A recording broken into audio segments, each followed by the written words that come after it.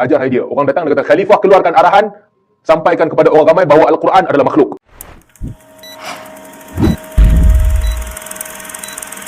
Imam Ahmad diuji oleh Allah Subhanahu Wa Taala dengan fitnah. Fitnahnya apa? Bab ni penting untuk kita kena tahu. Zaman Imam Ahmad ataupun sebelum zaman Imam Ahmad, timbul ajaran sesat yang namanya Jahmiyah. Jahmiyah ni apa? Ataupun Mu'tazilah, aliran yang menggunakan akal untuk faham dalil. Dalil tunduk kepada akal. Dalil dengan akal ni sepatutnya di zaman salaf bergerak selari. Dalil dan akal selari. Kalau tak ada dalil yang bercanggah betul-betul dengan apa yang akal nampak, tak ada. Basic logic in line dengan dalil. Tetapi datang aliran Mu'tazilah. Mereka menilai semua dalil-dalil syarak, terutamanya yang berkaitan dengan sifat Allah, ikut hukum akal. Saya dah sebut banyak kali sebelum ni. Antara yang dilakukan oleh Mu'tazilah adalah menafikan kalamullah. Al-Quran, kata mereka, bukan kalamullah. Idea ni berkembang. Kita dah sebut dalam kuliah lain macam mana dia berkembang. Tapi pada mereka, Al-Quran bukan kalamullah. Sebab Al-Quran tu baru. Dia terdiri daripada huruf-huruf yang bercantum menjadi perkataan. Perkataan-perkataan yang bercantum menjadi ayat. Ayat-ayat yang bercantum menjadi surah. Ada percantuman. Bila ada percantuman, ini benda baru. Bila dia benda baru, dia bukan sifat Allah Subhanahu Wa Taala, bukan kalamullah. Idea Mu'tazilah. Sedangkan sebelum tu, para imam, salaf semua kata Al-Quran kalamullah. Mereka tak persoalkan dah, baru kalamullah punya pasal, tak penting. Yang penting Al-Quran kalamullah. Setiap patah daripada Al-Quran kalamullah. Alif, lam, mim tu kalamullah. Qul huwallahu ahad kalamullah. Idea Mu'tazilah ni datang. Dia berkata nama kalamullah ni sebab penghormatan pada Al-Quran sahaja. Tetapi hakikatnya dia bukan kalamullah. Dia adalah makhluk yang Allah Ta'ala cipta macam Allah Ta'ala cipta kamu juga. So idea ni, dia mula berkembang di zaman Khalifah Ma'mun. Ma'mun ni tahun 216 kot. Di zaman Khalifah Ma'mun, idea ini berkembang sebab dia pemerintah yang suka membaca, dan bila dia suka membaca, dia ambil idea ni dan dia cuba kembangkan dalam masyarakat dia, Ma'mun. Apabila dia cuba kembangkan idea, di zaman itu ada satu ulama yang besar namanya Yazid bin Harun. Yazid bin Harun adalah ulama yang public figure yang dihormati oleh semua orang. Yazid kalau cakap, orang ikut. Kalau Yazid kata lawan pemerintah, jatuhkan Ma'mun, orang akan jatuhkan dia. Jadi, Khalifah sembunyikan idea dia yang sesat sebab takut dengan Yazid bin Harun.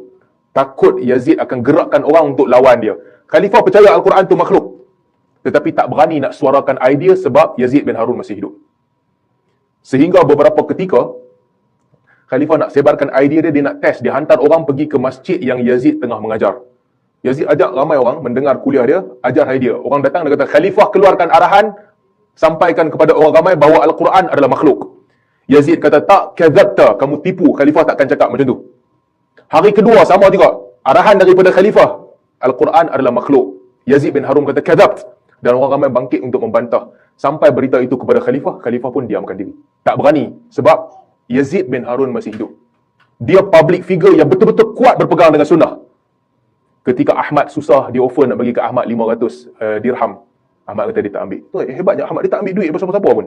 Dia susah. Makanan tak cukup. Bila orang cerita kat dia makanan tak cukup, orang cerita kepada Abdul Razak menangis. Abdul Razak kutip duit yang ada dekat rumah dia, kutip barang perhiasan isteri dia, jual nak bagi ke Ahmad. Ahmad kata, aku tak ambil. Kalau aku nak ambil daripada siapa-siapa, aku akan ambil daripada hang. Respect kepada guru Abdul Razak, tapi aku tak ambil. Yazid bagi pun dia tak ambil. Abdul Razak bagi pun dia tak ambil.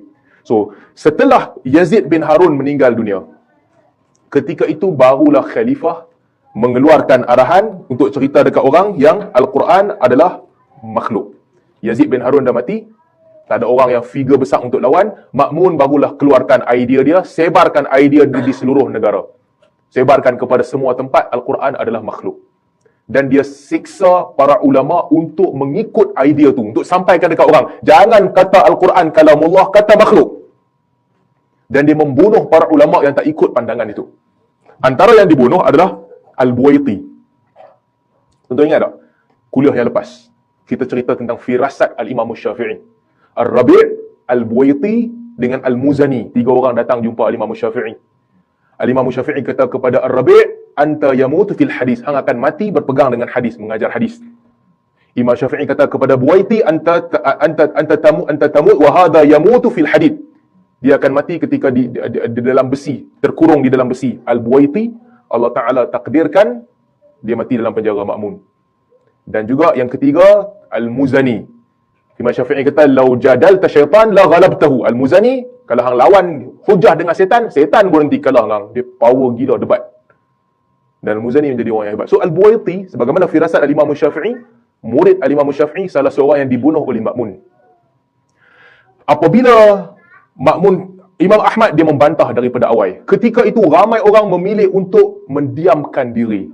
Mereka tak setuju dengan pandangan Ma'mun ataupun pandangan Mu'tazilah, tapi tak boleh nak lawan, mereka pilih untuk diamkan diri. Pada ketika fitnah itu kuat.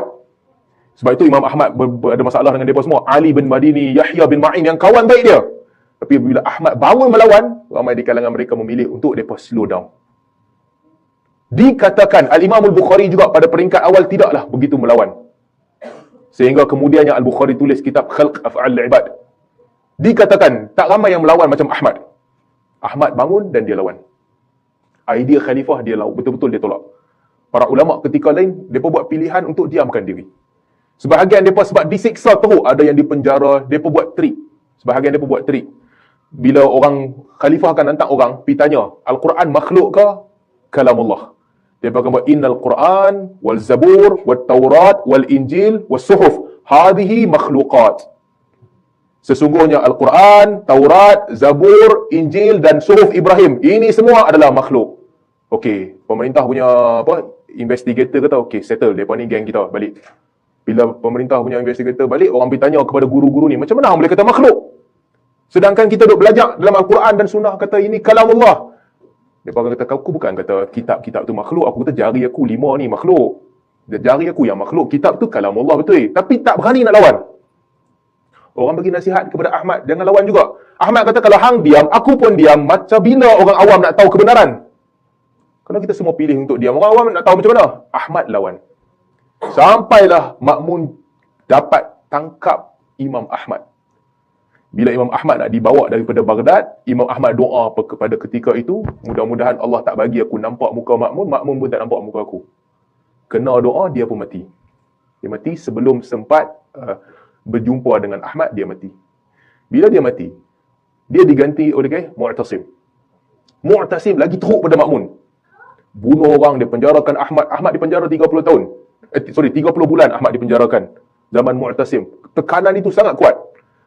Apa dia dipenjara, dia dipukul, sehingga ketika Ahmad tua, dia buka baju dia, kelihatan bekas-bekas dipukul. Dalam penjara dia pukul dia paksa dia untuk kata Al-Quran makhluk. Ramai orang yang tewas, Ahmad sentiasa bertahan. Dalam riwayat disebutkan motivasi Ahmad adalah siapa? Para ulama ketika itu ramai yang takut nak bersuara. Para ulama, motivasi Ahmad adalah penghuni penjara lain. Ahmad jumpa mereka, Ahmad tanya, sembang dengan mereka. Ada satu orang jumpa Ahmad, dia kata, hang mengaku je lah Quran makhluk, Allah Ta'ala akan maafkan hang. Lepas tu hang minta uzur tu Allah Ta'ala terima. Dia ni kata, aku masuk penjara 10 tahun dah. 10 kali masuk penjara sebab curi. Sebab curi aku masuk penjara. Aku tak sanggup nak tengok hang ulama' ni masuk penjara. Imam Ahmad kata kepada orang yang jawab dekat dia tadi, yang 10 kali masuk penjara, Imam Ahmad kata, hang punya syahwat untuk buat dosa, curi, tak hilang walaupun 10 kali hang masuk penjara. Syahwat nak mencuri tu ada juga. Walaupun hang dah masuk penjara, hang tetap nak mencuri juga. 10 kali masuk, hang tak taubat, nak mencuri juga. Takkanlah syahwat aku nak berpegang dengan agama Allah nak hilang kerana sekali masuk penjara. Orang tu kata betul juga, hang duduk buat macam nak buat. Dalam sebahagian riwayat diceritakan ada orang yang salah, yang jahat masuk dalam penjara, jumpa Imam Ahmad. Dia kata, hang jangan putus asa. Hang mati, tetap akan mati. Sama ada hang mati hina ataupun mati mulia. Mati pegang dengan pandangan, ini orang awam mana tahu akidah apa. Tapi dia tengok Imam Ahmad, orang agama, lawan pemerintah yang zalim, yang hukum dia bagi nasihat kepada Imam Ahmad, jangan tunduk kepada pemerintah, mati mulia. Kalau hang tunduk kepada pemerintah, hang dipandang tinggi, tapi mati tetap akan mati juga. Nampak? Motivasi ulama' tak boleh pakai. Imam Ahmad belajar daripada penjara. Dia sembang-sembang dengan orang penjara, ini memberikan kekuatan kepada Imam Ahmad. Sampai lepas tu, zaman Mu'tasim, cerita yang masyhur kan, Mu'tasim buka Amuriyah. Yang ada satu orang perempuan, dia dizalimi, panggil, wah Mu'tasim hantar tentera, buka Amuriyah. Ketika itu Imam Ahmad, dia gembira. Imam Ahmad kata, aku maafkan semua yang Mu'tasim buat setelah Amuriyah dibuka. Imam Ahmad seronok. Mu'tasim pun lepaskan dia daripada penjara. Apabila dia dilepaskan, Imam Ahmad tidak masih lagi, sebab selepas Mu'tazilah Al-Wathiq billah, Al-Wathiq pun masih lagi Mu'tazilah. Imam Ahmad tak dibenarkan untuk mengajar. Dia boleh duduk rumah je, masjid dan balik ke rumah. Itu je perjalanan. Dia tak boleh mengajar. Jadi tuan-tuan, jangan marah tak dapat tauliah. Yang tu relax je. Imam Ahmad pun tak dapat tauliah. Apalah sangat kita punya tauliah tak dapat. Tak ada masalah. Kan? Benda kecil. Bayangkan orang yang kadang-kadang ada kawan-kawan kita marah. Mana boleh tak bagi tauliah apa semua. Tak apa. Kita jangan marah. Orang bagi, tak bagi, tak bagi. Boleh ajak, kita ajak. Tak boleh ajak, kita ajak curi-curi. Ajak kan? Tapi Imam Ahmad pun tak bagi tauliah. Zaman Wathiq, tak dapat tauliah. Tak boleh mengajak. Dia boleh pergi masjid, balik ke rumah sahaja. Tak boleh jumpa orang, tak boleh mengajak. Mu'tasim mati, Wathiq mati. Lepas tu datang Mutawakkil. Mutawakkil awal-awal Mu'tazilah juga. Tapi lepas tu dia bertaubat, barulah dia kembali mengikut aliran sunnah. Apabila dia kembali mengikut sunnah, mengatakan bahawa Al-Quran adalah kalamullah, bukan makhluk. Ketika itu Ahmad dapat kedudukan yang tinggi dan dihormati. Mutawakkil hantar harta banyak kepada Ahmad. Ahmad tetap firm, dia tak terima. Ahmad hebatnya, dia bukan salah cari pemerintah ni. Kena ada hubungan yang baik dengan pemerintah untuk nak dapat kelebihan, dapat ruang. Tapi Ahmad dia tak ambil ruang tu.